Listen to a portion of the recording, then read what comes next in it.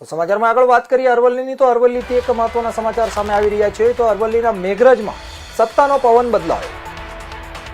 કોંગ્રેસનો પ્રમુખ અને સત્તા ભાજપની. કોંગ્રેસની વધુ બેઠકો છતાં ભાજપે સત્તા હાંસલ કરી. કોંગ્રેસના 11 સભ્યોમાંથી 2 સભ્યોએ ભાજપને કર્યો ટેકો જાહેર. એક અપક્ષ તેમજ 2 કોંગ્રેસના સહિત કુલ 13 બેઠકો સાથે ભાજપની સત્તા. ચૂંટણી હોલમાં 2 કોંગ્રેસ સભ્યોએ ભાજપને આપ્યા મત.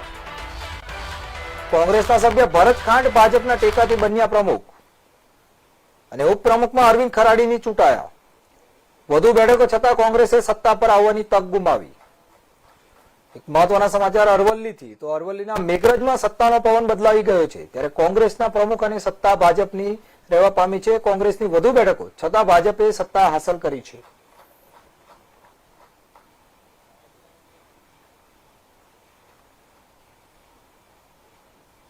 તો બગસરા તાલુકા